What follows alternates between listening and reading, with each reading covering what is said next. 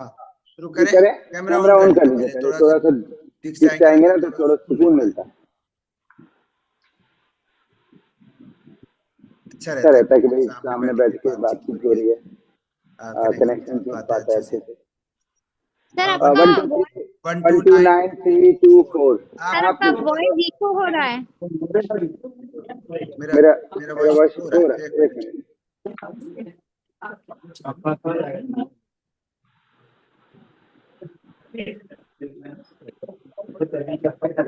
अभी हो रहा है, अभी ठीक है।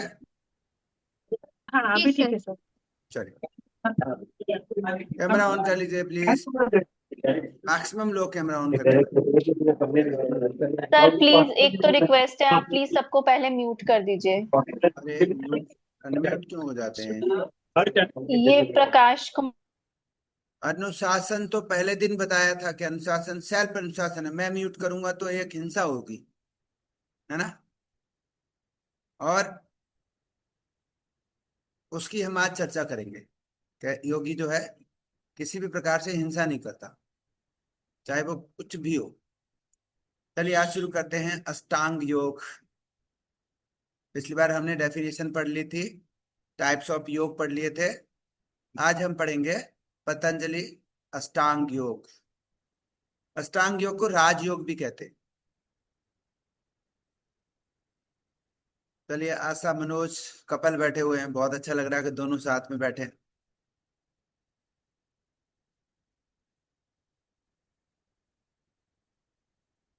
अष्टांग योग पढ़ेंगे हम। तो अष्टांग योग की जो मैं बात कर रहा था ना, ये जो बुक है मेरे पास, मैं बार बार दिखाता हूँ।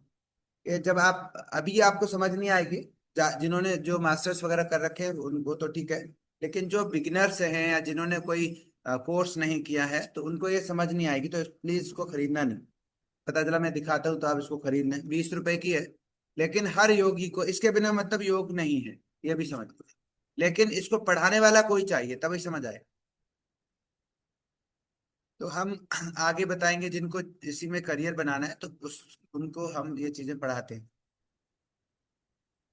हाँ, तो अष्टांग योग की बात करते हैं। वैसे पतंजलि ने सभी प्रकार के लोगों के लिए इस बुक में रास्ते बताए हैं। तो सभी प्रकार के लोग कैसे? जो ज्ञान योग के मार्ग पर चलने वाले लोग हैं, बुद्धिजीवी हैं, क्रिया योग वाले, कर्म योग वालों के लिए, सबके लिए बताया है। तो इसमें जो सबसे ज्यादा जो लोग हैं वो हम कॉमन मैन है। कॉमन मैन की पहचान क्या होती है?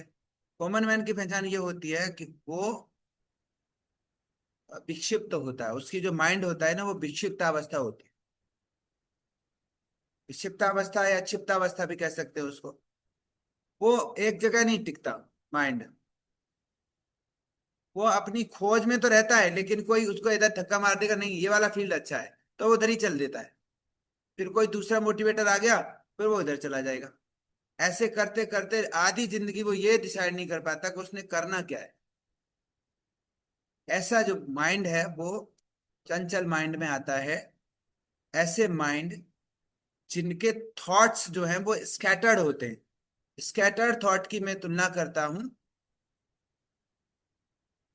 इस धरती पर पड़ने वाली सूरज की किरणों से। धरती पर पड़ने वाली किरणें मान के चलो, या झाड़ू जो स्कैटर्ड, उसकी जो सीके हैं, जो झाड़ू की जो तिल्लियां होती हैं वो फैली पड़ी हैं इधर उधर, तो वो से आप झाड़ू नहीं लगा सकते, कोई प्रोडक्टिव काम नहीं कर सकते। वो नुकसान कर सकती है, आपके पैर में चुभ सकती है, वो आपकी आंख फोड़ सकती है, लेकिन बहुत ज्यादा वो झाड़ू लगा के सफाई नहीं कर पाएगी। इसी तरह एक स्कैटर्ड जो कॉमन मैन है, वो अपना पेट भर सकता है, अपने दो चार बच्चों को भर सकता है, लेकिन वो सोसाइटी के लिए बहुत बड़ा काम नहीं कर पाता। और उसको इस बात का मलाल भी रहता है कि मैं कुछ नहीं कर पाया। या फिर वो दूसरों की निंदा करेगा, अरे जिसने कर लिया वही किसी काम का। तो बहुत सारे माइंड का ही गेम है ये। और एक व्यक्ति जो होता है, जो योगी होता है, वो फोकस्ड होता है। और फोकस्ड माइंड एक बंधी हुई झाड़ू की तरह होता है। उसके सारे विचार बस के एक तरफ फोकस्ड हो गए, और वो फिर देखिए कितना अच्छा काम करती है। जैसे जो सन की किरणों की बात करता हूँ, जब सूरज की किरणों में आप जाइए, धूप में जाइए, आपको बहुत अच्छा लगेगा, लेकिन जलोगे नहीं। गर्मी तो आएगी लेकिन जलोगे नहीं। लेकिन वही किरणें अगर आप लेंस से गुजार लें तो आपका हाथ जल सकता है, सिगरेट जल सकती है, आग लग सकती है। तो योगी और गैर योगी में ये अंतर है। कॉमन मैन की जो थॉट प्रोसेस होती है वो ज्यादा लोगों को प्रभावित नहीं कर पाता। एक दो को तो कर सकता है, कभी कभी वो अपने परिवार को भी प्रभावित नहीं कर सकता, पड़ोसियों को भी नहीं कर सकता, किसी को भी नहीं कर सकता। लेकिन जो ध्यान से गुजरता है उसके साथ एक चमत्कार होता है, वो ये होता है कि वो प्रभावी हो जाता है। उसको जो वो बोलता है वो अच्छा लगता है, उसको लोग सुनते हैं, और उसका एक वो जिधर जलता है वो उसके काम बनते चले जाते हैं। और इसीलिए कुछ लोग जो पावर में आते हैं वो सीक्रेट्स यूज करते हैं। सीक्रेट्स क्या होते हैं? वो माइंड पावर है, वो ध्यान है, वो मेडिटेशन है, वो योग है। और हम आज उसी की चर्चा करेंगे कि कैसे एक सिंपल व्यक्ति, एक किसान, एक मजदूर या कोई बिल्कुल बीमार व्यक्ति 4-5 साल में वो ऐसा चमक जाता है कि वो उसके हजारों फॉलोअर्स बन जाते हैं, वो एक बहुत बड़ा बिजनेसमैन बन जाता है, वो एक बहुत बड़ा नेता बन जाता है, वो एक समाज सेवी बन जाता है, वो एक मोटिवेटर बन जाता है। ऐसा क्या हो जाता है उसके भीतर? उस पर महर्षि पतंजलि ने जो सूत्र दिए हैं वो कमाल के सूत्र हैं, और वो अष्टांग योग कहते हैं उसको। तो हम भी 3 क्लासेस में हम उसकी चर्चा करेंगे ताकि आप लोग को ये समझ आ जाए कि मैं आसन करता था या अब सही है। आसन करना योग समझता था, दूसरों को 1000-2000 रुपए लेकर सिखाना, लेकिन जिंदगी में ना अपनी परिवर्तन कुछ हुआ ना उसकी। थोड़ा सेहत ठीक हो गई, सेहत ठीक करने से भी होगा क्या? वो फिर उल्टा पुल्टा खाएगा, फिर वैसे ही होगा। लेकिन योग जो है वो परमानेंट सॉल्यूशन है, बीमारी की जड़ ही खत्म हो जाए। ऐसा योग जो सीखते हैं दे आर कॉल्ड योगी। ऐसा महर्षि पतंजलि ने उन अष्टांग योग में बोला है। तो मैं अष्टांग योग मैंने लिखवाए थे आपको। पहला था यम, लिख लीजिए, जिन्होंने नहीं लिखा, नए लोग हैं वो लिख सकते हैं। दूसरा नियम, आसन, प्राणायाम, प्रत्याहार, धारणा, ध्यान और समाधि। क्लियर है? सबको लिखा है? ये तो हमने पिछली क्लास में लिखवाए थे। अब जो यम और नियम है इनको लिख लीजिए। यम के 5 भाग होते हैं। यम लिखिए और उसके ऐसे 5, 1 2 3 4 5 लिखिए। पहला होता है अहिंसा। यम का एक महत्वपूर्ण अंग अहिंसा है, नॉन वायलेंस। दूसरा है सत्य। तीसरा है अस्तेय, चोरी ना करना। फोर्थ है ब्रह्मचर्य। और फिफ्थ है अपरिग्रह। अब मैं इनको एक एक करके बताता हूँ इनका मतलब क्या है। एक्सक्यूज मी ऑलमोस्ट सर, जो लोग, हाँ बोलो। फिफ्थ क्या बताया था आपने?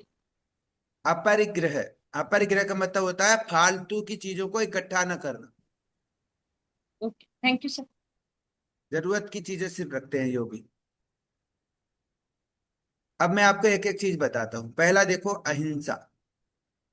अहिंसा का मतलब होता है कि किसी भी व्यक्ति को, किसी वस्तु को, वस्तु मतलब जो भी जीव जंतु हैं, पेड़ पौधे हैं, जिनमें जीव जान है, जिसमें आप समझते हैं जान है, उसको मन से, वचन से बोलकर और हाथ पैरों से, कर्म से दुखी ना करना अहिंसा है।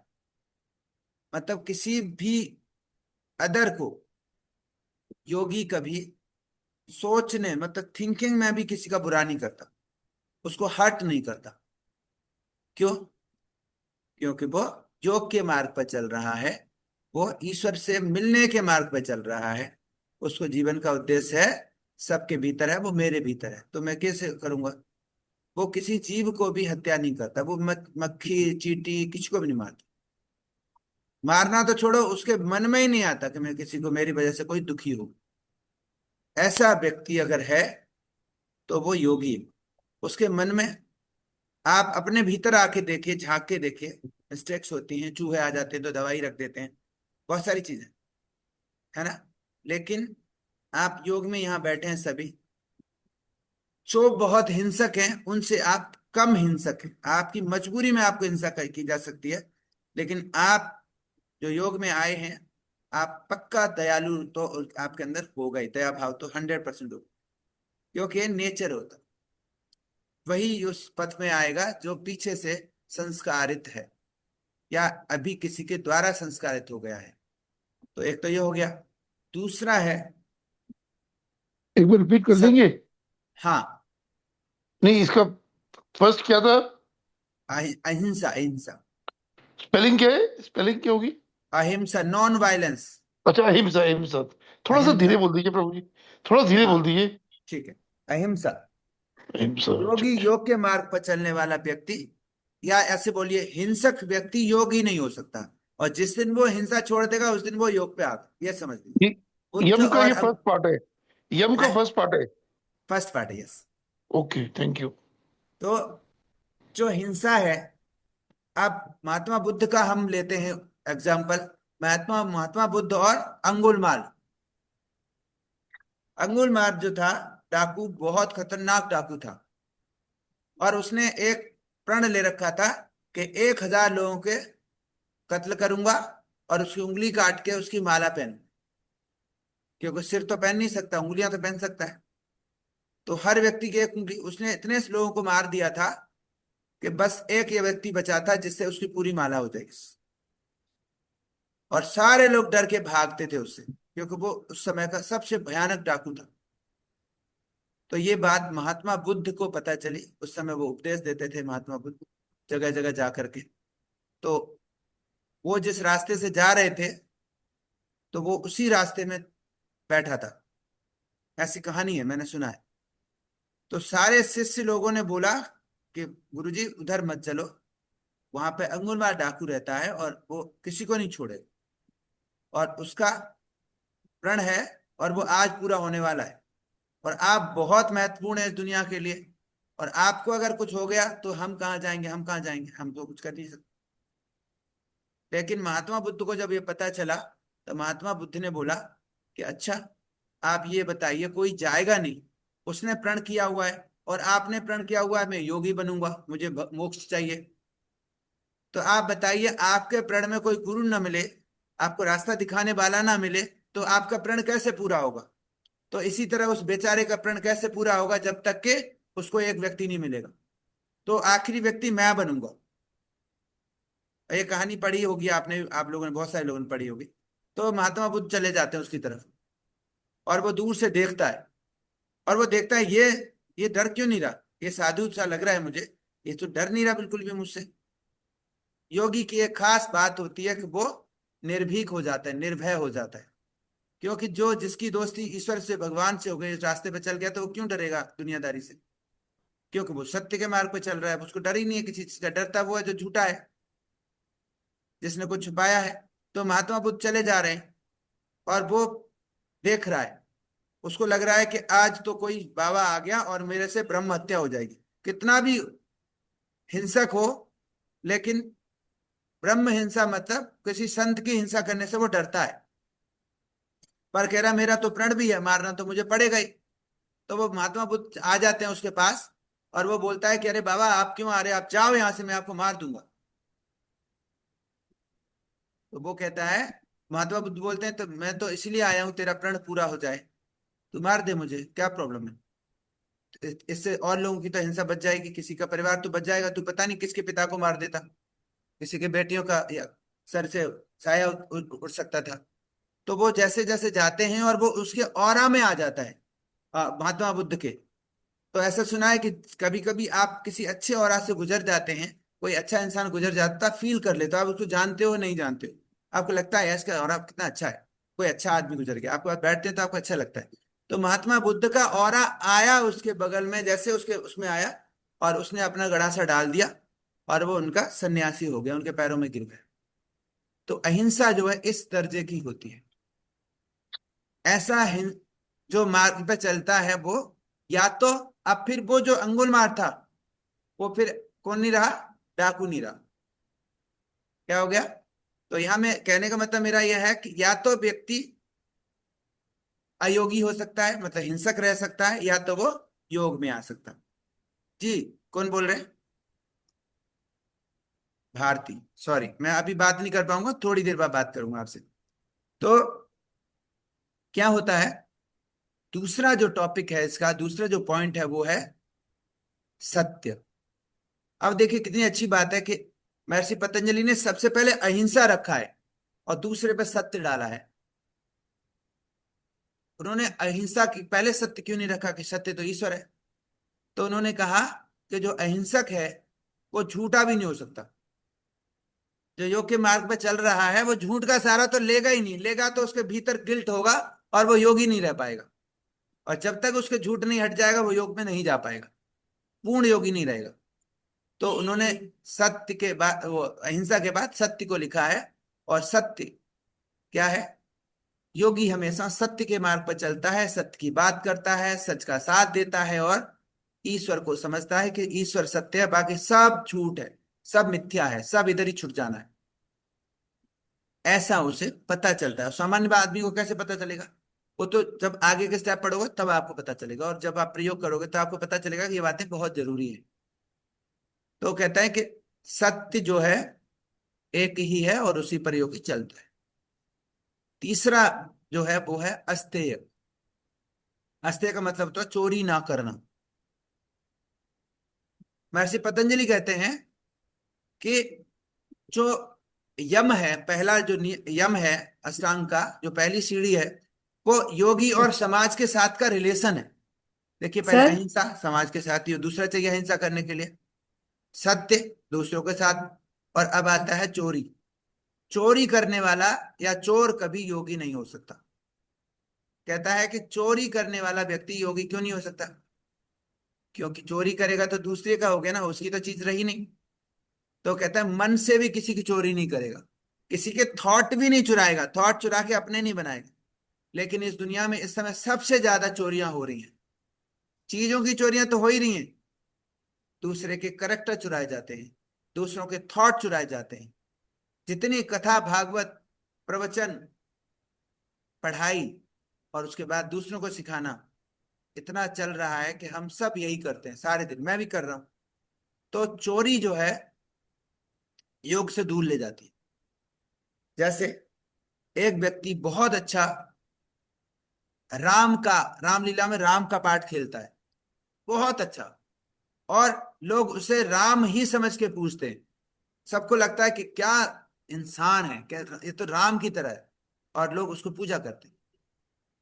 लेकिन वही व्यक्ति पीछे खड़े होकर शराब पी रहा होता है, या कहीं बीड़ी पी रहा होता है, या वो कहीं हिंसा कर रहा होता है, या क्लब में बैठा होता है। वो उसका अभिनय था। और जब अभिनय कर रहा होता है तो अगर भगवान श्री राम भी आ जाएं तो भी शर्मा जाएं कि इतना अच्छा तो मैंने नहीं किया था, मेरी लीला को तो ये कर रहा है ना। लेकिन वो राम का चरित्र उसके भीतर नहीं है, उसने क्या किया है, अभ्यास करके ओढ़ लिया। तो वो भीतर तो वही कचरा होता है।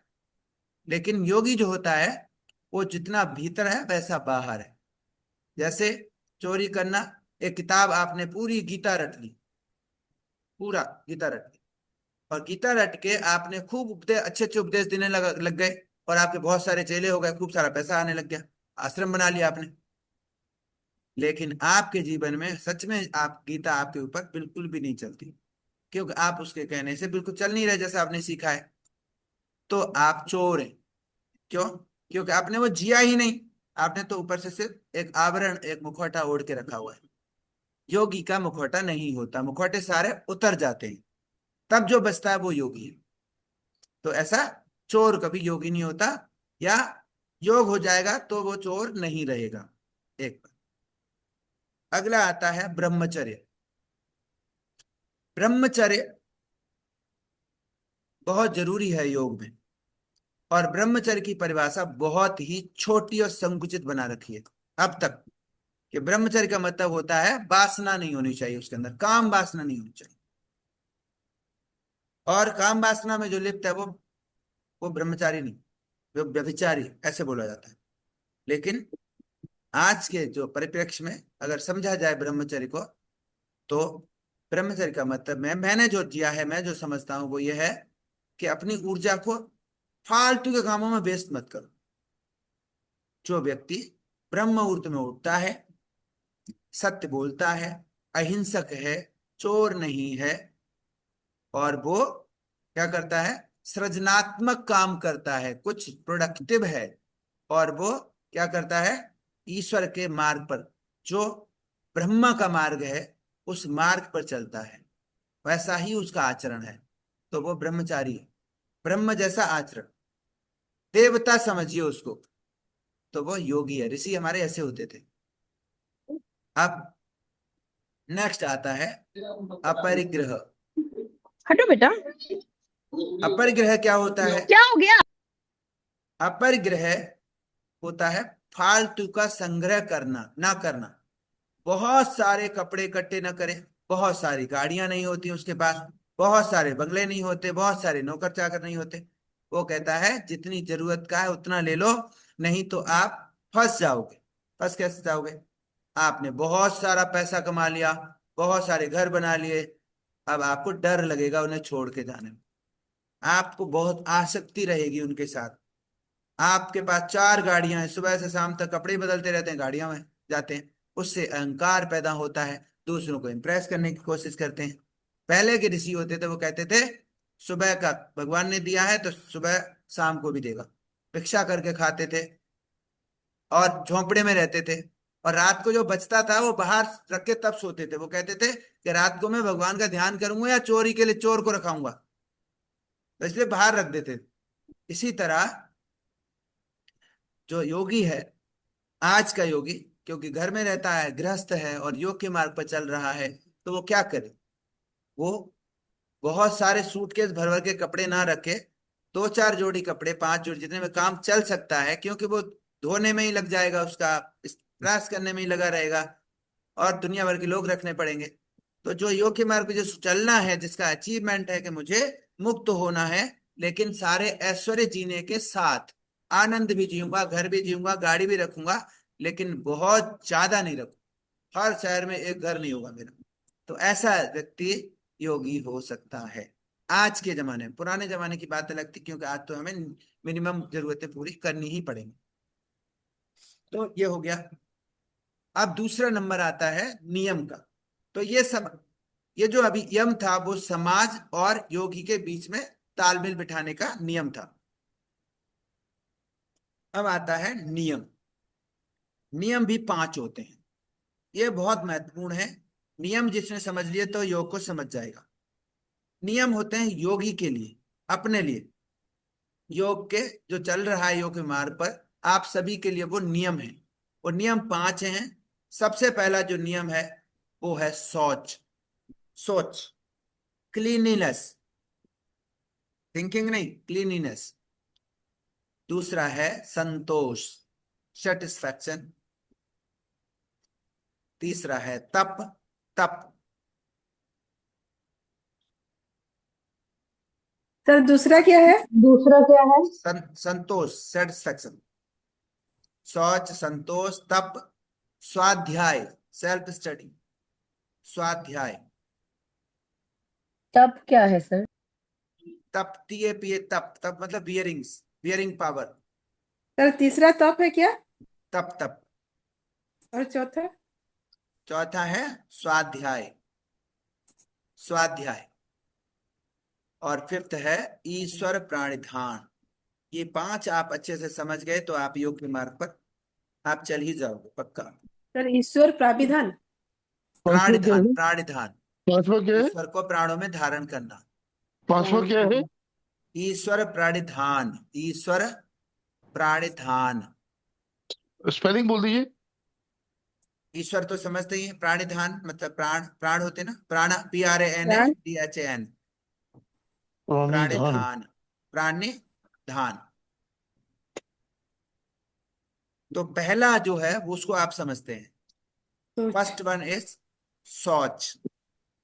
योगी के लिए ये महत्वपूर्ण है कि वो स्वच्छ हो। स्वच्छ मतलब क्लीन होना चाहिए। क्लीन क्या? उसकी नोज, क्योंकि प्राणायाम करना है उसको, नोज क्लीन हो, उसकी आईज क्लीन हो, उसके कान क्लीन हो, उसका गला, ईसोफेगस क्लीन हो, उसकी इंटेस्टाइन क्लीन हो, उसका पेट साफ होता हो। ये तो हो गया क्लीन, नहाता धोता हो ठीक से, क्योंकि उसको नहीं तो स्किन डिजीज होंगे तो वो बैठ नहीं पाएगा योग में, इसलिए करता रहेगा। तो वो क्या हो, वो स्वस्थ होना चाहिए। क्लीन व्यक्ति हमेशा स्वस्थ रहता है। दूसरा, वो जिस जगह पर योग करता है वो एरिया भी क्लीन होनी चाहिए, उसके वस्त्र क्लीन होने चाहिए, उसका मैट क्लीन होना चाहिए, और जहां योग कर रहा है वो जगह भी मच्छर मक्खियों से साफ सुथरी होनी चाहिए। और क्या होना चाहिए, उसके आसपास का वातावरण जो है शांत होना चाहिए, हवा आनी चाहिए, और क्या हो, शोरगुल डिस्टरबेंस नहीं होना चाहिए। अब ये तो हो गया क्लीनिस। एक बहुत महत्वपूर्ण बात क्या है, उसका मन और थॉट्स भी क्लीन होने चाहिए, बुद्धि भी क्लीन होनी चाहिए। एक व्यक्ति अगर किसी के बारे में बुरा बुरा सोच रहा है बैठकर, क्या वो योग कर पाएगा? कभी नहीं। क्या वो योग सिखा पाएगा? कभी भी नहीं। किसी से जेलस कर रहा है, वो योग सिखा पाएगा? नहीं। इसलिए उसका ब्रेन भी, मन भी शांत और क्लीन होना चाहिए। तो ये हो गया आपका क्लीननेस। दूसरा है संतोष। संतोष मतलब सेटिस्फैक्शन। सेटिस्फैक्शन जो है वो योग का बहुत बड़ा लक्षण है। अगर योगी संतुष्ट नहीं है अपने जीवन में, अपने कार्यों से, अपनी उपलब्धियों से, जो उसके पास है, अपनी बिलोंग से, उसके खाने से, उसके गहने से, उसके रहने से, अगर वो उससे संतुष्ट नहीं है तो वो शिकायत करेगा गॉड से। वो गॉड की पूजा करेगा तो कुछ मांगेगा, वो डिमांडिंग होगा, वो भिखारी होगा। और भिखारी बैगर कभी योगी नहीं होते। बेगर्स हमेशा मांग रहा है, डिमांड। भगवान श्री कृष्ण कहते हैं कि कोई भी व्यक्ति अगर डिमांड कर रहा है तो वो गृहस्थ है, वो योगी नहीं है। सैक्रिफाइस वाला ही योगी हो सकता है, देने वाला योगी हो सकता है। तो कोई पड़ोसी के घर में कार आ गई, हमको लगा यार, हम अपने पति से कह रहे हैं, है ना, तुम्हारे पास कब कार आएगी, पड़ोसी कार ले आया। किसी के घर में बड़ा घर है, आप हमारे घर में तो घर में कुछ है ही नहीं। तो ऐसा सोचने से हमारे भीतर कंपटीशन का भाव रहता है और हम योग में नहीं जा पाते, विचलित होते रहते हैं। तो यह हो गया आपका संतोष।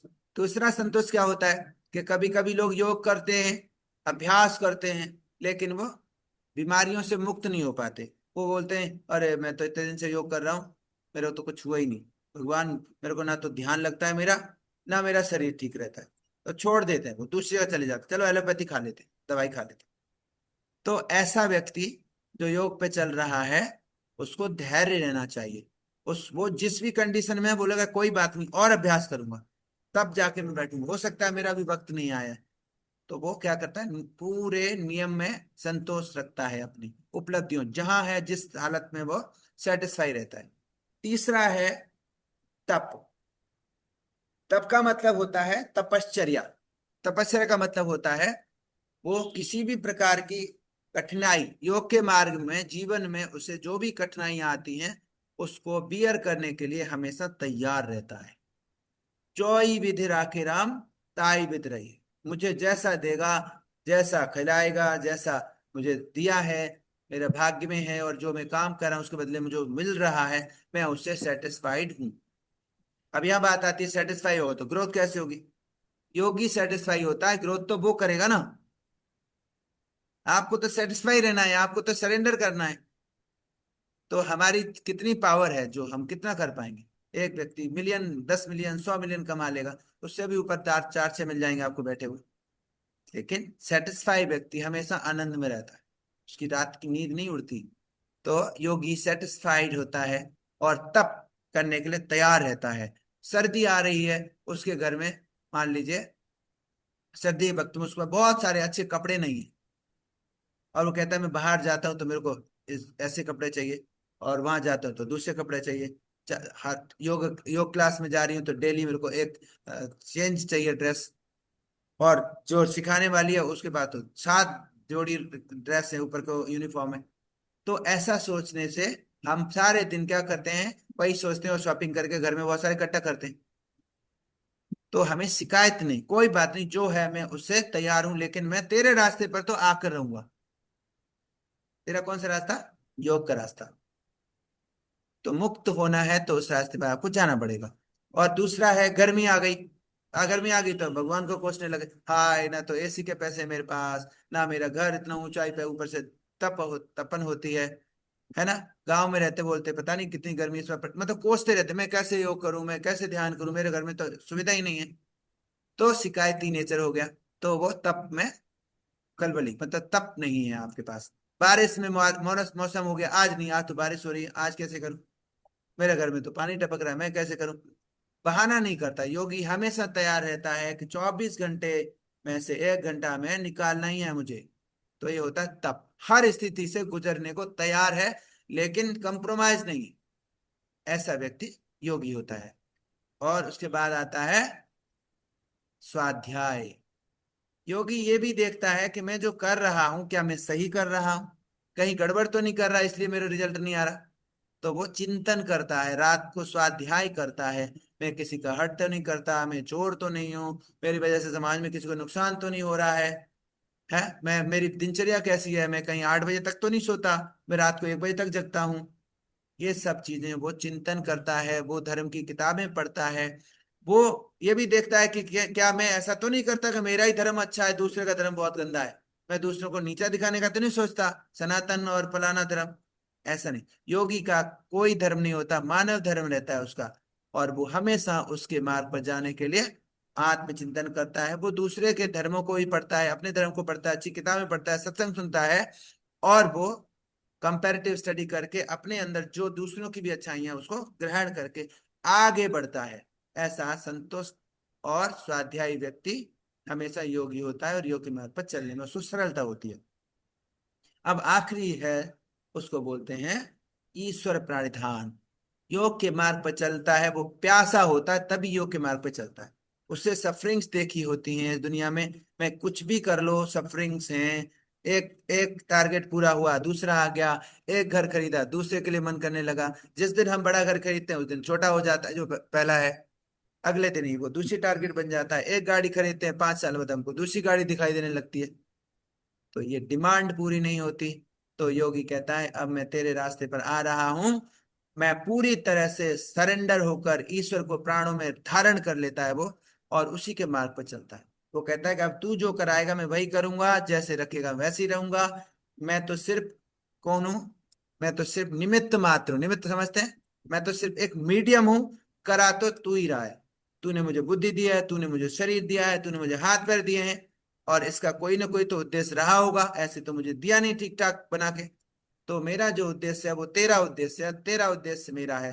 जो तू कराएगा मैं वही करूंगा। और वो हमेशा ईश्वर को प्राणों में धारण करके करता है। तो ऐसा व्यक्ति योगी होता है, उसको और कुछ करने की जरूरत नहीं है। तो ये हो गया आपका या यम और नियम। समझ में आ गया आप लोग को? इतने में अगर किसी का क्रॉस क्वेश्चन है तो आप पूछ सकते हो, फिर हम आगे चलेंगे। जी पूछिए। कोई पूछना है किसी को? कोई समझ ना आया हो टॉपिक?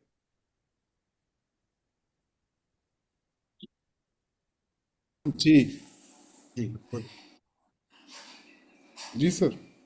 समझ ठीक में है, आ क्लियर गया है? सर? हाँ समझ में आ यस गया, सर। बहुत इजी। इससे इजी वे में मैं समझा नहीं सकता। तो अब आते हैं हम जो थर्ड सीडी है। हाँ मनोज कुछ बोल रहे हैं, आशा मनोज। जी जी जी जी जी मैं ये पूछना चाह रहा हूँ कि जो आपने तरीका बताया कि भाई हमें इन नियमों का पालन करना चाहिए ना, हम्म, है ना। लेकिन जो मानव है वो तो साल का अनाज पहले ही इकट्ठा करके रख लेता है। क्या चीज? बोलिए बोलिए।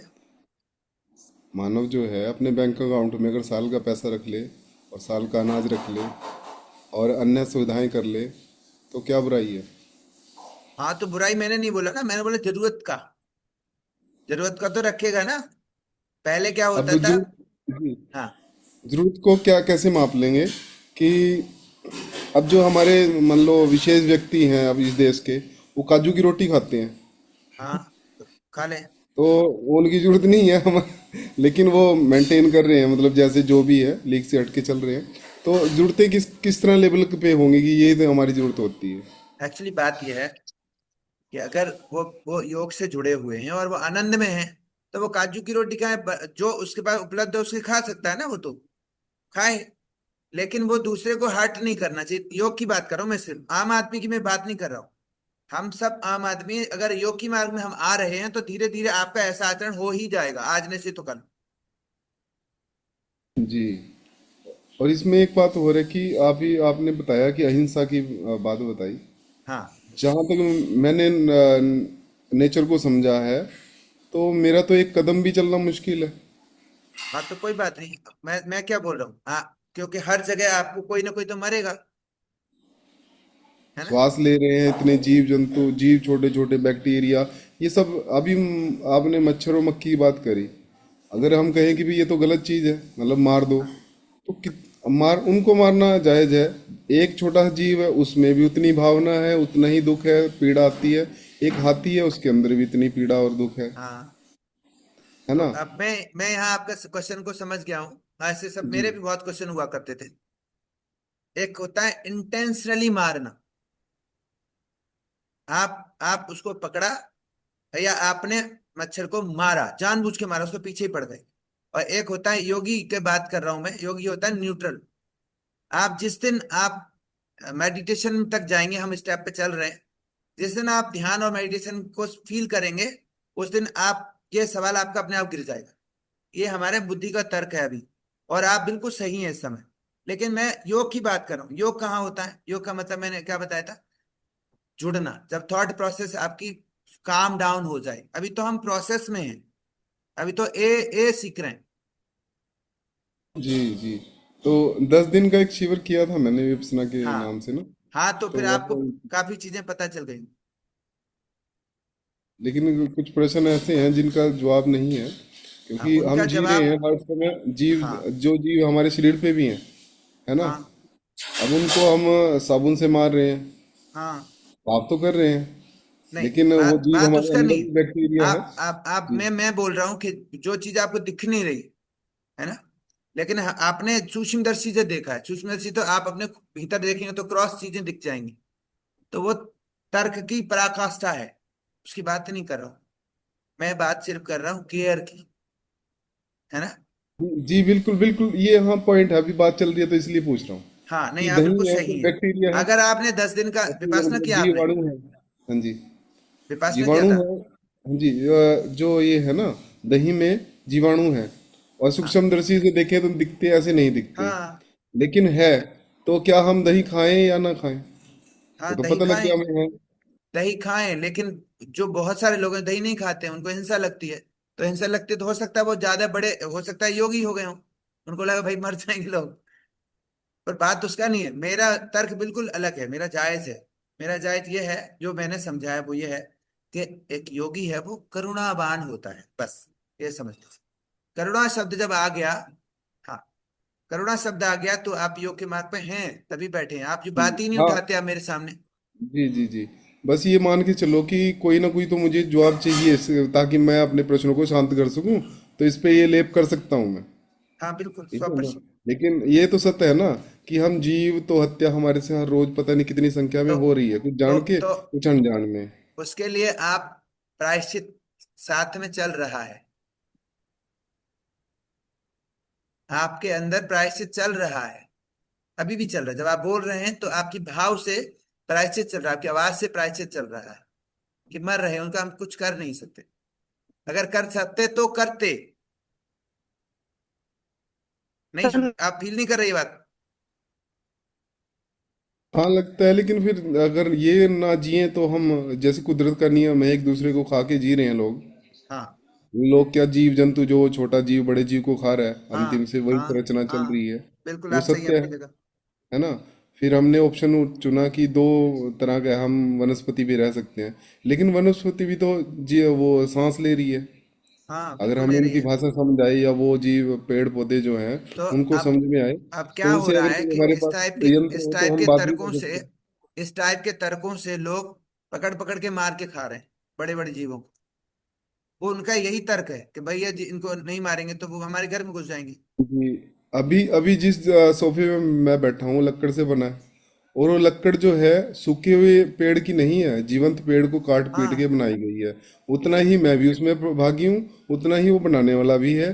तो मैं अब जीवन में मेरे लिए तो बड़ा मुश्किल हो गया ना। मैंने आपको ये देखिए, मैं वही तो कर रहा हूँ, इस टाइप के तर्कों से इंसान जी नहीं सकता। पर मैं जो बोल रहा हूँ मैं उसकी बात कर रहा हूँ, जब आप ध्यान करेंगे, जब आप योग की और सीढ़ियों में जाएंगे, तो आपको इनके आंसर आपको किसी पूछने नहीं पड़ेंगे। बस मुझे ये समझ में आता है कि चाहे मुझे पता है या नहीं पता है, लेकिन जीव हत्या तो मेरे अकाउंट में आएगी आएगी, ये तो मान के चलना होगा। ये हत्या अकाउंट अनजाने में में करिए आएगी। चाहे। देखिए, एक बात हाँ और मैं जी। बोलता हूँ।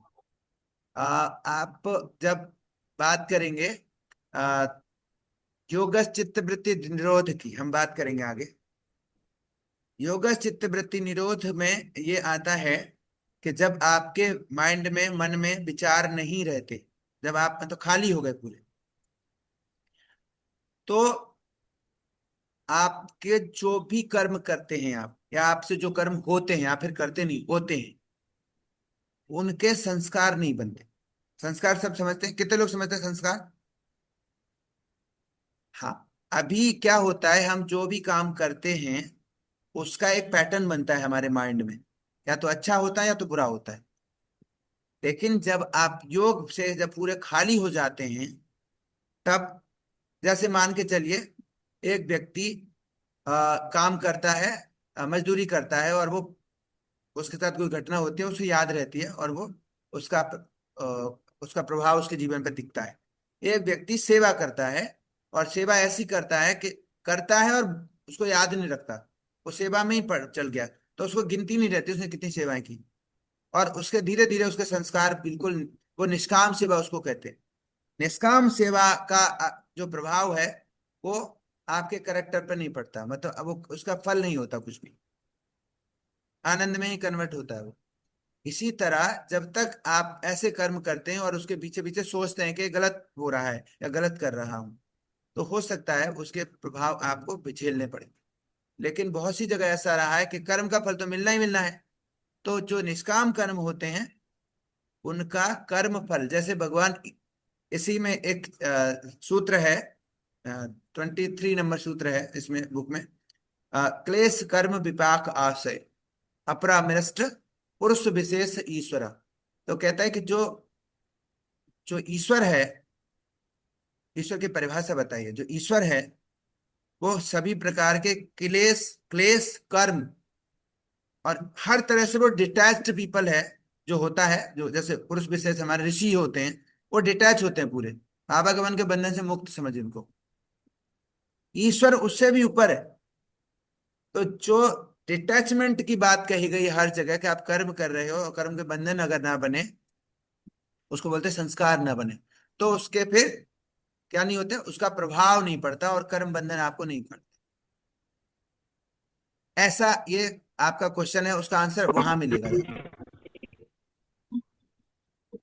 समझ रहे हैं आप? समझ पा रहे हैं मैं क्या कहना चाहता हूँ? क्योंकि शब्दों में ये आना बहुत मुश्किल है।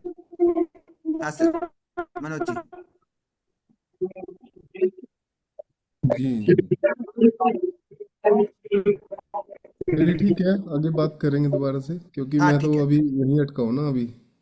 चलिए कोई बात नहीं। जी तो अब आते हैं हम आगे। तो ये हो गया यम और नियम। थर्ड सीढ़ी आती है आसनों की। आसन लिखिए। थर्ड सीढ़ी आसन की आती है। सर सर हाँ। सर स्वाध्याय पे कुछ बोलिए। स्वाध्याय पे मैंने बोला था, आपने सुना नहीं?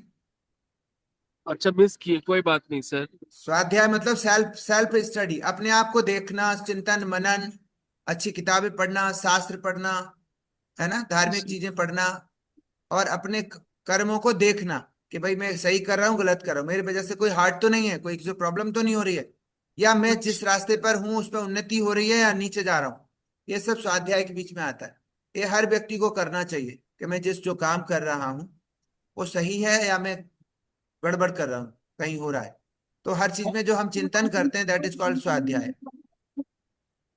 तो आसन की बात करते हैं। अब महर्षि पतंजलि कहते हैं कि जब आप मुक्त हैं इन चीजों से, थोड़े से समाज समाज में अच्छे से रह रहे हैं, और आप पूरा नियम भी आपको थोड़ा थोड़ा फॉलो हो रहे हैं, तो आप थर्ड स्टेज में आते हैं कि अब आप बैठ सकते हैं।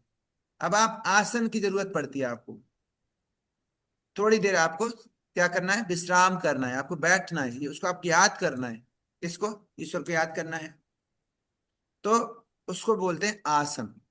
आसन उन्होंने बोला दो तरह के आसन है। एक आसन है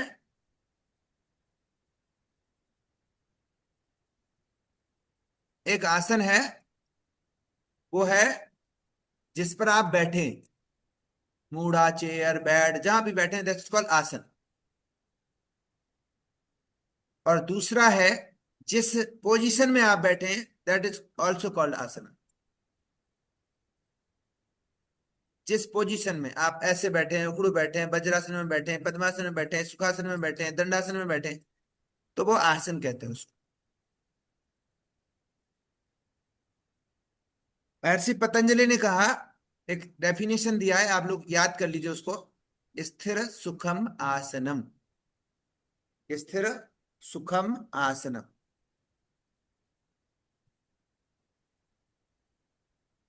इसका मतलब होता है कि जब आप बैठ गए और बहुत देर तक बैठे रहे और एक ही पोजीशन में, ना अपने हाथ बदला, ना करवट बदला, ना गर्दन हिलाई, ना कुछ भी नहीं करा, आप बिल्कुल ऐसे बैठ गए, बिल्कुल स्टिल। सर और एक बार बोलिए। स्थिर सुखम आसनम। आप एक तो स्थिर हो गए, दूसरा आपको आनंद आ रहा है, तो वो आसन है, और देर तक बैठे हैं। अगर आप, अभी क्या हो रहा है, अभी मैं हिल रहा हूं, आप भी हिल रहे हैं, थोड़ी देर में करवट बदल ले रहे हैं, थोड़ा सा आपका पैर सो गया है ना, आपकी पीठ में दर्द होने लगा, तो ये आसन नहीं है, ये बाधा है। इसीलिए हम क्या करते हैं, आसनों का अभ्यास करते हैं। आसन से क्या होता है, आसन से शरीर शुद्ध होता है, शरीर फ्लेक्सिबल बनता है, ब्लड सर्कुलेशन सही होता है, और फ्लेक्सिबिलिटी बढ़ जाती है। उसके कारण हम देर तक बैठने का अभ्यास करते हैं, और देर तक जब बैठेंगे तो क्या होगा वो मैं आगे बताता हूं। तो आसन समझ आ गया। तो हम योग को ही आसन समझते हैं, आसन को ही हम योग समझते हैं। 90% लोग इन आसनों को ही योग समझते हैं, और वो जिंदगी भर करते रहते हैं, शरीर से स्वस्थ रहते हैं, लेकिन मन से और परमात्मा से उनका मिलन नहीं होता, मन से वो फंसे रहते हैं। योग का मतलब है, जब तक आप परमात्मा से आपका मिलन ना हो जाए, आपको आनंद की अनुभूति ना हो जाए, तब तक आपका योग नहीं है। आसन में जब आप देर तक बैठते हैं तो क्या होता है, उसके लिए हम प्रयोग करेंगे। सीधे बैठ जाइए सब लोग। अब यहाँ से थोड़ा प्रयोग की बात आ जाती है, तो आसन का ही पहले प्रयोग कर लेते हैं। सीधे बैठ जाइए, जो पद्मासन में बैठ सकते हैं पद्मासन में बैठ जाए, सुखासन में बैठते हैं सुखासन में बैठ जाए, और जो चेयर पे बैठे हैं वो सीधे हो जाए ऐसे। क्योंकि योग बातों का नहीं, योग प्रयोग का है। तो हम सीधे बैठ जाइए बिल्कुल, मनोज जी सब लोग सीधे बैठ जाएं। सीधे बैठकर आंखें बंद कर लें, और कोई तनाव ना करें। पापिया गोशी, आप आराम से रखिए अपने एल्बो को, हाँ हाथों को ऐसे बीच में रख लीजिए, गोद में रख लीजिए, कोहनी पर, नीज पे, जहां भी चाहे रख लें, पर ऐसे कहीं तनाव नहीं छोड़ना है, आपको रिलैक्स करना है। आंखें बंद कर लीजिए, करिए करिए फटाफट, ये बहुत अच्छा प्रयोग है जिसको आप फील कर पाएंगे। आंखें बंद। मनोज जी आप भी अपनी कोहनियों को सीधा ना करके बैंड कर लें, या गोद में रख लें हाथों को। जिसने भी सीधे हाथ कर रखे वो बैंड करके आराम से रिलैक्स होकर अपनी गोद में रख लें, लैप में रख लें। और जैसे ही आप गोद में हाथ रखेंगे, आपकी एल्बोज को रिलैक्स मिल जाएगा। आप इस बात को फील भी कर सकते हैं। निधि जी आप भी करिए, फील कर लीजिए। ये तो जिंदगी भर चलेगा नहीं, आज की क्लास है दोबारा नहीं होगी। रिलैक्स करिए, आंखें बंद, कंधे ढीले, रिलैक्स योर शोल्डर्स। अपने कंधों को ढीला छोड़ें, स्पाइन को ढीला छोड़ें, स्पाइन को ढीला। लोगों के लिए शांत बैठना सबसे कठिन काम है, सबसे ज्यादा। 1 मिनट आंख बंद नहीं कर सकते, योग में क्या खाक चलेंगे। फॉलो नहीं कर सकते तो योग में क्या चल पाओगे आप लोग। बिल्कुल relax, close your eyes, elbows relax, spine relax, thighs relax, all muscular system को रिलैक्स कर लीजिए। कोई खुजली नहीं करेगा, कोई हाथ नहीं उठाएगा। सारे मन के चक्कर में फंसे पड़े हैं। कोई खाना खिला रहा है, कोई दवाइयाँ खिला रहा है, कोई बैठा हुआ है, कोई किताब पढ़ रहा है। बहुत सारे लोग हैं, कुछ ना कुछ करते रहते हैं। थोड़ी देर के लिए रिलैक्स हो जाइए, close your eyes, relax, relax. अब ऐसे ही बैठे रहेंगे, मैं कुछ नहीं बोलूंगा, आप शांत रहेंगे और देखेंगे बस। शांत जो जितना शांत बैठ सकता है, मैं 1 मिनट के लिए शांत हो जाता हूँ। मैं सबको देखता रहूंगा कौन क्या कर रहा है। आप कुछ भी नहीं करेंगे, बॉडी की कुछ मानेंगे नहीं, सिर्फ बैठे रहेंगे। मन में भी कोई थॉट नहीं आना चाहिए। रिलैक्स।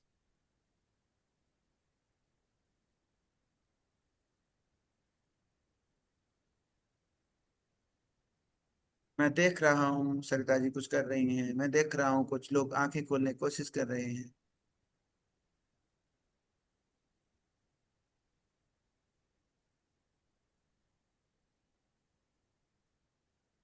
आप देखेंगे आपका धीरे धीरे पूरा शरीर शांत हो रहा है, आपका मन भी शांत हो रहा है। आप रिलैक्स होते जा रहे हैं।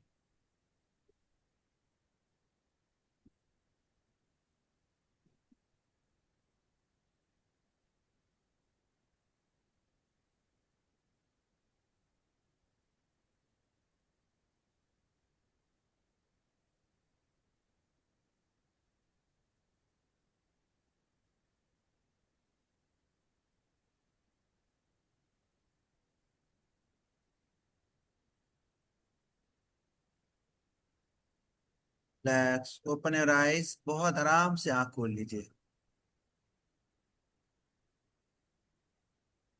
अब मुझे ये बताइए, कितने लोगों ने अपनी श्वास को फील किया? हाथ उठाइए। कितने लोगों को आती जाती श्वास महसूस होने लगी? यस, मेरा मतलब भी यही था कि आप लोग का क्या होता है, क्या फील करते हैं। आप समझ गए होंगे कि आसन के बाद क्या होता है। जब भी आप शांत बैठते हैं, आप अपने आप भीतर चले जाते हैं, अपने प्राणों पर चले जाते हैं और प्राणों को आप महसूस करने लगते हैं। और जैसे ही आप प्राणों को महसूस करने लगते हैं, तो महर्षि पतंजलि ने तो अगला सीढ़ी बताया है, उसका नाम है प्राणायाम। तो आपने देखो दूसरी सीढ़ी कैसे आ गई। पहली 2 सीढ़ियों का आपने समझा, थर्ड सीढ़ी में प्रयोग किया, और फोर्थ सीढ़ी में अपने आप एंटर हो गए। ये है मैजिक ऑफ आसनास। तो आप लिख लीजिए प्राणायाम, नेक्स्ट सीढ़ी। सर नेक्स्ट स्टेप प्राणायाम है। सर एक बार एक पूछ सकते हैं? हाँ पूछो। तो हम योगा टीचर बन के सब लोगों को डायरेक्टली जाके प्राणायाम और आसना से शुरू कर देते हैं। यम नियम तो कुछ बताते भी नहीं है, उसको करवाते भी नहीं है। इसके इसका क्या बारे में सॉल्यूशन? मैं आपको इसके बारे में आगे बताऊंगा। आप जो कर रहे हैं वो बिल्कुल सही कर रहे हैं। यम नियम तो आपके लिए हैं, दूसरों के लिए नहीं है। दूसरों को बताओगे तो फिर आप टीचर की तरह रहोगे, भाई मैं सत्संगी हो गया, तो फिर पढ़ाते ही रह जाओगे, कोई नहीं मानेगा यम नियम। तो प्राणायाम लिखिए। प्राणायाम का मतलब है, हमने देखा कि हम शरीर हैं जो दिख रहे हैं, और हम भीतर श्वास हैं, और हम क्या हैं, हम सोल भी हैं। मतलब हमारे भीतर 3 है, लेकिन एक ऐसी चीज है जिसके कारण हमारा शरीर सरवाइव करता है, जिसके कारण हम जिंदा हैं। दैट इज कॉल्ड प्राण। प्राणायाम में प्राण जो है वो श्वास से जाता है, और कहाँ तक जाता है नोबडी नोज, हर सेल तक जाता है। प्राण जो है वो श्वास के माध्यम से चलता है, वो उसका ब्रिज है, वो रोड है, ऐसे रोड जाता है, बाहर आता है फिर जाता है ऐसे। तो जाता हुआ, बाहर जाता हुआ प्राण क्या है, मर गए, फिर आया जिंदा हो गए। तो हर पल एक योगी समझ जाता है कि मैं हर पल मरता हूं, हर पल जीता हूं। जिस समय प्राण अंदर नहीं आएगा उस दिन मैं नहीं रहूंगा, और प्राण जाते ही 1 घंटे के अंदर मेरी बॉडी डिके होने लगती है। घंटा क्या है, उसी क्षण डिस्ट्रॉय होने लगती है। लेकिन हम लोग उस प्राण का कोई ख्याल ही नहीं रखते। हमें पता ही नहीं है कि हम श्वास कितनी लेते हैं और कितने बार लेते हैं दिन में। हमें श्वास का कोई ध्यान नहीं, और श्वास कैसे लेते हैं ये भी पता नहीं है, क्योंकि श्वास तो चल रही है, मुफ्त में मिली है, तो प्राणायाम क्यों करेंगे। प्राण जो है मुफ्त में मिला है, हमें नहीं पता कि श्वास पेट में है, श्वास चेस्ट में है, श्वास नाक से आ रही है, कुछ पता नहीं, बेहोशी में जीते। महर्षि पतंजलि कहते हैं कि योगी क्या करता है, प्राणायाम करता है। प्राणायाम कैसे करता है, श्वास लेना और श्वास को छोड़ना, ये जो गति है, जो जो देरी है, उसको वो एक्सटेंड कर देता है। वो अपने हाथ में ले लेता है कि मैं अपने हिसाब से इस प्राण को चलाऊंगा। श्वास पर वो कंट्रोल कर लेता है। तो श्वास पर, तो लिखिए, श्वास की गति में विच्छेदन कर देना प्राणायाम है। लिख दीजिए, श्वास की जो गति है, आना और जाना, उसकी जो गति है, जैसे 1 सेकंड में या 1 मिनट में आ रही है 10 बार 20 बार, तो उसको छोटा कर दो, उसको मतलब और देर देर तक रोक के रखो। ऐसा करना प्राणायाम होता है। तो वो क्या कहते हैं महर्षि पतंजलि, कि आसन जब सिद्ध हो जाए, जब आप आसन में 2-4 मिनट 5 मिनट बैठने लगो, तो फिर प्राणायाम करना चाहिए। प्राणायाम का मतलब उन्होंने बताया, ये श्वास की गति में 5 मिनट मुझे छेदन खत्म कर होने लीजिए, वाला उस है। पर कंट्रोल कर लीजिए। कंट्रोल कैसे करते हैं, उन्होंने बोला कि प्राणायाम में 3 स्टेप होते हैं, वो 3 स्टेप ले लीजिए। श्वास को इनहेल करना, श्वास लेना, और श्वास को होल्ड करना, रोकना, और श्वास को छोड़ना। 3 स्टेप में प्राणायाम होता है। जो,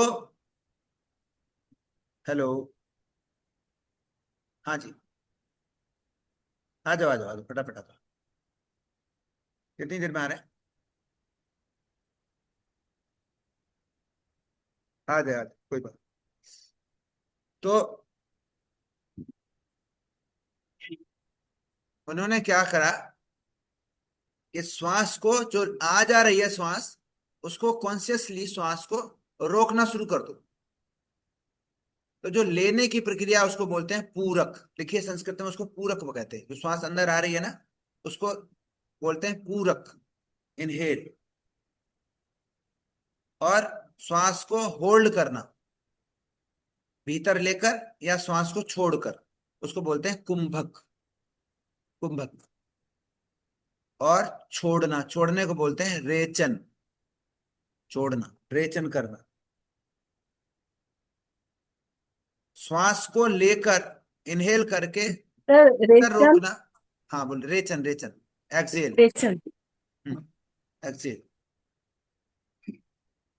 श्वास को लेकर इनहेल करके अंदर होल्ड करना, उसको बोलते हैं अंतः कुंभक। क्या बोलते हैं, अंतः कुंभक, होल्ड इनसाइड।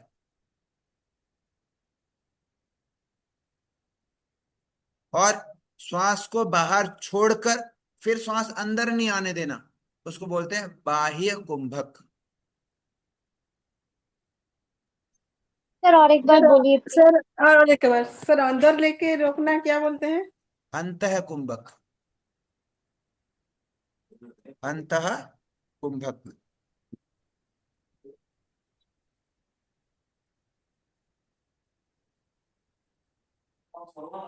बाहर छोड़कर सांस को रोकना बोलते हैं बाह्य कुंभक।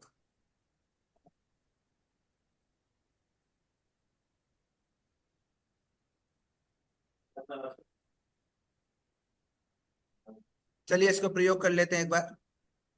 सीधे बैठ जाइए।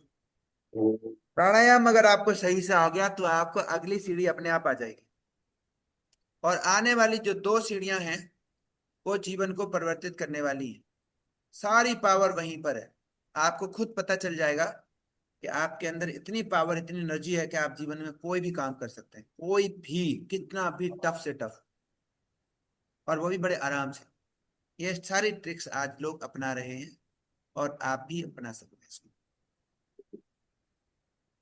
सीधे बैठ जाएं और अपना ध्यान, सारा ध्यान नोज पर ले आए, नोज पर, आती जाती श्वास पर।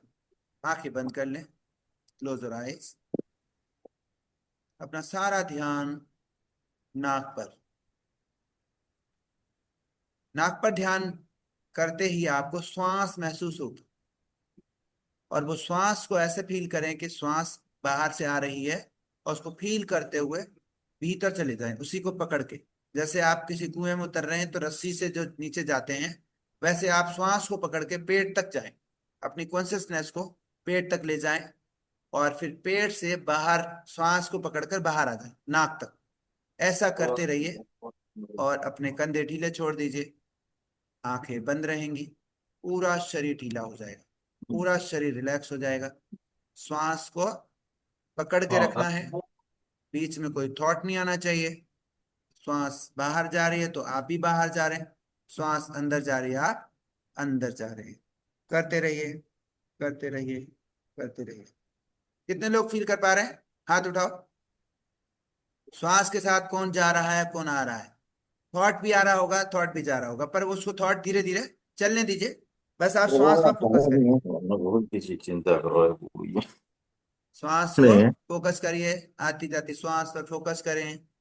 कोई बात नहीं, जो खाना बना रहे हैं वो खाना बनाते बनाते फोकस कर सकते हैं, कोई दिक्कत नहीं है। श्वास पर फोकस करिए, आपका काम है श्वास पर फोकस करना। अब दूसरी बात, श्वास को आते हुए केवल जो भीतर जा रहे हैं उसको अंदर जाने के बाद होल्ड कर लेना है। श्वास को 5 सेकंड के लिए भीतर पेट में भर के होल्ड करेंगे। श्वास लेंगे नहीं, श्वास को होल्ड करेंगे। 1 2 3, इनहेल, श्वास लीजिए अंदर, और पेट को फुलाकर होल्ड कर दीजिए। 1 2 3 4 5, श्वास को छोड़ दीजिए। जानबूझ के नहीं छोड़ना, बस श्वास को रिलीज करना है, अपने आप निकल जाएगी बाहर। और श्वास को बाहर जाने दीजिए, पूरी पेट खाली कर दीजिए, और श्वास को फिर आने मत दीजिए बाहर। होल्ड करेंगे 5 सेकेंड। 1 2 3 4 5, रिलीज। श्वास को अंदर आने दीजिए, आने दीजिए अंदर। पेट में फुल भर लीजिए, पेट को पूरा भर लीजिए जितना मटका बन सकता है। अब फिर से होल्ड करेंगे। 1 2 3 4 5, रिलीज। पूरी श्वास छोड़ दीजिए, बाहर छोड़ेंगे, फिर से रोकेंगे। 1 2 3 4 5, होल्ड करके रखेंगे। अब श्वास को आने देंगे 4 सेकंड में। 1 2 3 4, श्वास भर गया पूरा। 4 सेकंड में आपने पेट भर लिया। अब 16 सेकंड होल्ड करेंगे। 1, श्वास कोई छोड़ेगा नहीं 16 सेकंड तक। 3 4 5 6 7 8 9 10, सबकी श्वास निकलने वाली होगी। 11 12 13 14 16 16, स्लोली रिलीज कर दीजिए श्वास को, अपने आप निकल जाएगी, आपको छोड़ने की जरूरत नहीं पड़ेगी। और 4 सेकंड में ही छोड़ेंगे। 1 2 3 4 5, और होल्ड करेंगे 8 सेकंड। 1 2, आने नहीं देना है, अंदर नहीं आने देना है श्वास को। 4 5 6 7 8, आने दीजिए अंदर 4 सेकंड में।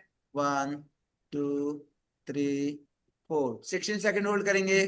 1 2 3 4 5 6 7 8 9 10 11 12 13 14 15 16, निकलने दीजिए सांस को, और रिलैक्स करिए, आंखें खोल लीजिए।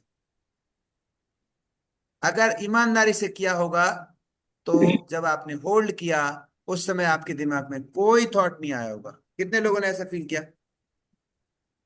सारा फोकस ऐसा लग रहा होगा कि सांस कब जाने दो बाहर, जबकि यार एक्सक्यूज मी देखिए सर, श्वास लेना तो अच्छा है, ऑक्सीजन अंदर है, लेकिन हमें ना ऑक्सीजन चाहिए ना हमको कार्बन चाहिए, हमको सिर्फ श्वास चलती चाहिए, है ना? Excuse me sir. क्योंकि हाँ जी, सर जैसे मैं रोज करती हूँ तो मैं 20 तक होल्ड करती हूँ। हाँ I can hold my breath at 20 second, ना 20 की काउंटिंग तक। अब अगर हाँ जैसे मैं कोशिश कर रही हूँ, मैं 25 तक लेके जा रही हूँ, तो हाँ। इसमें कोई वो तो नहीं है कि ज्यादा नहीं करना चाहिए? वो तो हम जितना करेंगे that will be much better ना। आपका क्वेश्चन का आंसर अभी आने ही वाला है just. Okay, thank you sir. तो ऐसा हम क्यों करते हैं? हमारे ऋषियों ने पहले जान लिया था कि हमारी श्वास और हमारा मन एक दूसरे के साथ इंटरकनेक्टेड है, और इतना डेंसली इंटरकनेक्टेड है कि अगर हम श्वास को रोक लें तो आपका चित्त रुक जाएगा, आपका माइंड रुक जाता है, और अगर आप माइंड को रोकने की कोशिश करेंगे तो वो नहीं रुकेगी। इसलिए उन्होंने बोला कि माइंड पर छोड़ दो, माइंड को आप श्वास पर होल्ड करो, और श्वास को जितना होल्ड करोगे, मान लीजिए आपने 20 सेकंड होल्ड किया, तो 4-5 दिन बाद आपके लंग्स की कैपेसिटी हो जाएगी आराम से कि आपको 20 सेकंड में कुछ नहीं होगा, फिर मन आ जाएगा। जैसे हम ड्राइविंग सीखते हैं, पहली बार जब ड्राइविंग सीखते हैं तो आपके दिमाग में कोई थॉट नहीं आता, सिर्फ सही चलाना आता है कि कहीं गड़बड़ ना हो जाए, ठुक ना जाए, कभी कभी गाड़ी बंद हो जाती है अपने आप। लेकिन जब आप चलाना सीख जाते हैं तो फिर आप गाने भी सुन लेते हैं, आप बात भी कर लेते हैं फोन पर, गाड़ी अपने आप चलती रहती है। तो मन घुस गया भीतर, है ना? मन कहता है भाई प्लानिंग कर ले, गाड़ी तो चला रहा हूं मैं, फोन पे बात कर ले। ऐसा ही मन है, जब आप श्वास को रोक के करते हैं तो 4-5 दिन के बाद कैपेसिटी बढ़ जाती है बॉडी की, और मन फिर घुस जाता है। तो योगी चालाक है, योगी क्या करता है, उसकी कैपेसिटी को और बढ़ाने की कोशिश करता है। वो कहता है जिस 16 सेकंड था ना, 32 सेकंड कर दूंगा। Excuse me sir. 32 सेकंड, हाँ। Thank you. सर ये जो इनहेल करेंगे तो उसको लंग्स में ना लेके पेट में हवा भरनी है? पेट में वो भी मैं अभी इसका आंसर भी अभी मिलेगा आपको। तो जब आपने क्या किया, थैंक यू सर। श्वास को होल्ड किया, पहले 8 सेकंड किया, फिर 16 सेकंड किया, फिर 32 सेकंड किया, फिर 48 सेकंड किया, ऐसे 40 सेकंड 50 सेकंड बढ़ाते बढ़ाते आपने 1.5-2 मिनट तक ले जाएंगे। और जिस दिन आपका जो जो बढ़ने का जो तरीका है और जिसमें आनंद आता चला जाएगा आपको, जैसे जैसे श्वास को बढ़ाएंगे बॉडी की कैपेसिटी बढ़ती चली जाएगी और आपका आनंद बढ़ जाएगा। थॉट प्रोसेस अपने आप कम होती चली जाएगी, थॉट प्रोसेस कम होगा, आनंद बढ़ेगा, योग की तरफ आपका रुझान आएगा। थॉट प्रोसेस जैसे ही कम होना शुरू होगा, वैसे ही आपके भीतर आपकी छुपी हुई हिडन पावर्स बाहर आने लगे। क्यों? क्योंकि उस समय आपको दिखता ही नहीं था इतना अंदर कीचड़ है, आपको दिखता ही नहीं था कि इतना इतना कूड़ा करकट है, तो भीतर सोना पड़ा है, आपको दिखता ही नहीं था।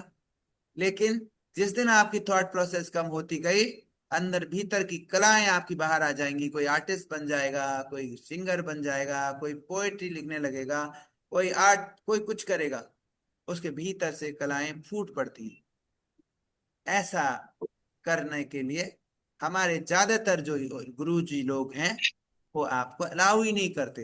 बोलेंगे जी 50 कर लो आप अनुलोम विलोम, आप 100 कर लो, इससे ज्यादा नहीं करना। माला फेरनी है, आप 108 मन के 4 माला कर लो, बहुत है, काफी है। आप कुछ नहीं होगा उससे, क्योंकि मन भी चलता रहेगा, माला भी चलती रहेगी, जिंदगी भर करते रहो, आपको उसका कोई रिजल्ट नहीं आएगा। आता है क्या? माला फेरने वाले लड़ाई भी कर लेते हैं, फोन पे बात भी कर लेते हैं, माला भी चलती है। ये मन का खेल है, उसको उनको भ्रम रहता है कि वो माला फेरते हैं, वो पूजा करते हैं। योगी को सब पता होता है कि मैं क्या कर रहा हूं। सो कॉल्ड समाज में दिखाने के लिए वो हो सकते हैं योगी, लेकिन सच में उनकी सोल जानती है कि वो कितने योगी हैं। सच में हम यहाँ बैठे हुए कितने योगी हैं हम जानते हैं। मुझसे पूछोगे तो मैं जानता हूं मैं कितना योगी। आपको सबको पता है कि मेरे भीतर थॉट प्रोसेस, मुझे कोई अगर थोड़ा सा ट्रिगर करेगा मैं उसका सर फोड़ दूंगा, ऐसे योगी हम। मैं, मेरे को कोई कुछ बोल देगा, मेरा ईगो सामने आ जाता है। लेकिन जिस दिन आपका श्वास कंट्रोल बढ़ जाएगा, आपको पहली बार पता चलेगा गुस्सा तो है ही नहीं, गुस्सा तो मन का था। आपको पहली बार पता चलेगा कि मेरे अंदर हेट ही नहीं रही, घृणा ही नहीं रही, प्रेम आ गया। आपको लगने लगेगा कि अरे मैं तो वही हूं जो इस डॉग में है, इस पेड़ पंछियों में है। आपको पहली बार पता चलेगा कि मैं यूनिवर्सल हूँ, ये ऊर्जा से ही चलता हूँ, और ऊर्जा मेरे भीतर है, वो छोटे जीव के अंदर भी है। मैं तो सब कुछ हूं और मेरे भीतर सब कुछ है। तब आपको आएगा कि जो ब्रह्मांड में है वही मेरे भीतर है, इस ब्रह्मांड की हर चीज मेरी है और हर चीज का मैं हूं। तब आपको पहली बार पता चलेगा कि मैं योग की तरफ जा रहा हूं। पर ऐसा करेगा कौन? हम तो सिखाने को भागते हैं ना दूसरे दिन। हमें तो थोड़ा सा आता है तो हम तो लेके मैट और एक रूम लेकर के, हॉल लेकर के हम तो सिखाने चल देते हैं, और सिखाने के चक्कर में खुद को भूल जाता। सर जी।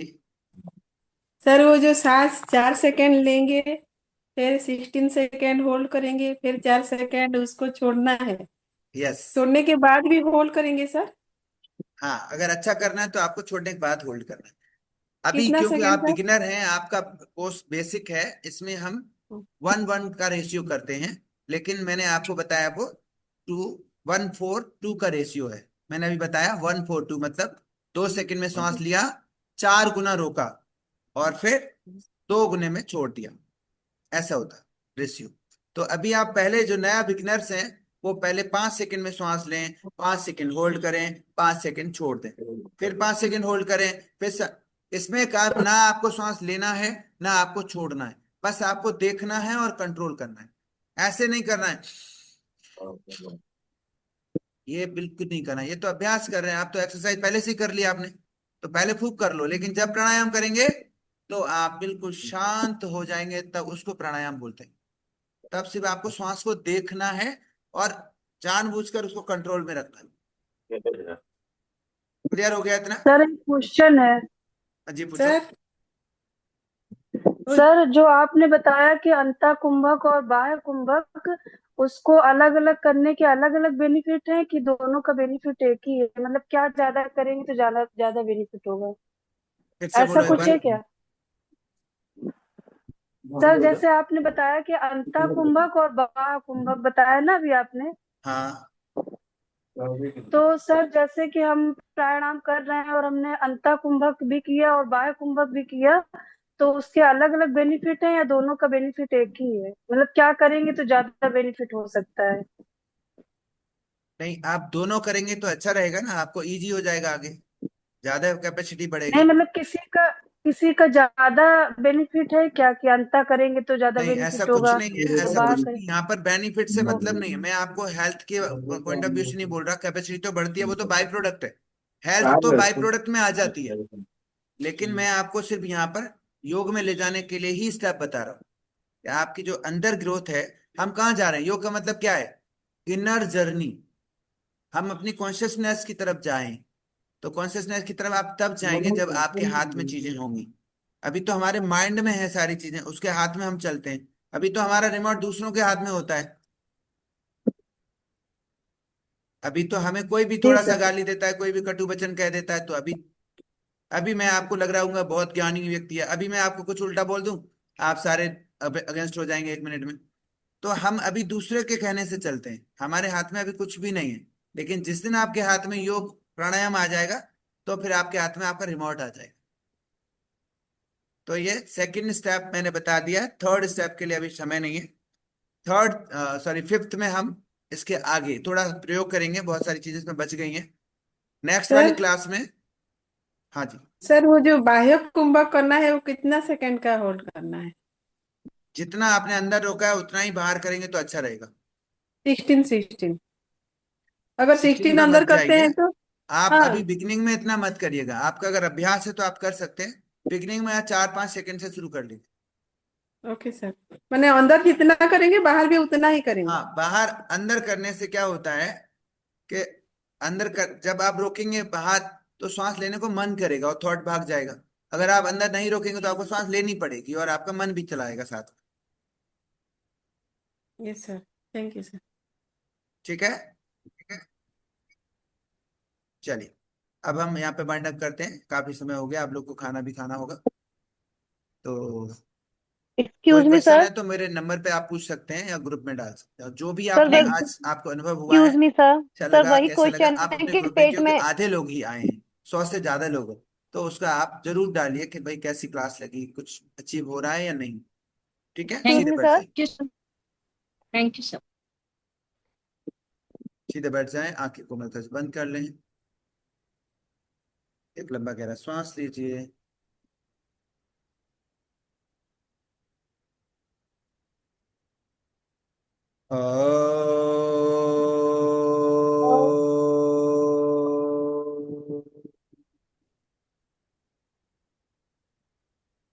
हाथ जोड़ लीजिए। सर्वे भवन्तु सुखिनः, सर्वे सन्तु निरामया, सर्वे भद्राणि पश्यन्तु, मा कश्चित् दुःख भाग् भवेत्। ओम शांति शांति शांति। दोनों हाथों को रब करें,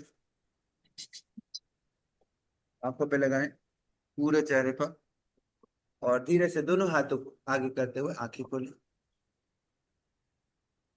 अपने माता पिता को प्रणाम करें, धरती माता को प्रणाम, अपने गुरुजनों को प्रणाम, मेरा आप सभी को प्रणाम। आपने बहुत समय दिया, उसके लिए मैं आभारी हूँ। प्रणाम सर। प्रणाम sir. Good morning. Thank you sir. Thank sir you आपकी सर। क्लास बहुत अच्छा लगा।